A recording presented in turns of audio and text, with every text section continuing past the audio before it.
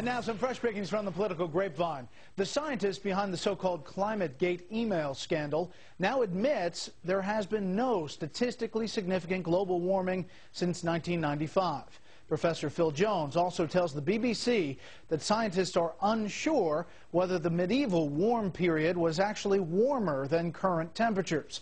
Some skeptics say that is the first time a senior scientist working with the UN report on climate change has admitted the possibility that the time between 800 and 1300 AD could have actually been warmer than present temperatures. That would be a blow to global warming believers.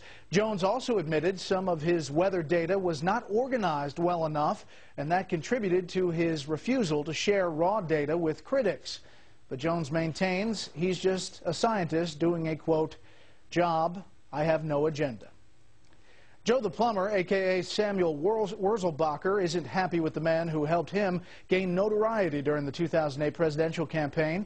Wurzelbacher told a Pennsylvania Public Radio reporter that then-Republican presidential hopeful John McCain was using him. Quote, I happened to be the face of middle Americans. It was a ploy. When the reporter noted Joe the plumber's publicity wouldn't exist without McCain, Wurzelbacher responded, quote, I don't owe him expletive. He really screwed my life up, is how I look at it.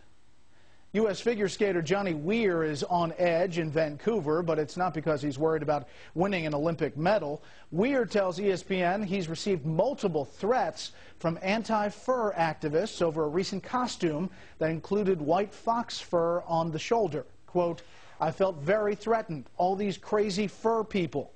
The skater says for security reasons he feels safer staying in the Olympic Village because, quote, I didn't want to get hurt. And finally, the iconic Hollywood sign overlooking Los Angeles received a temporary facelift last week. An environmental group trying to raise money to purchase the land around the sign was given permission to cover the letters to write Save the Peak. But by Thursday afternoon, only the first two letters were covered, so the Hollywood sign temporarily read Sallywood. The sign change doesn't last long. Hollywood will apparently be back Tuesday.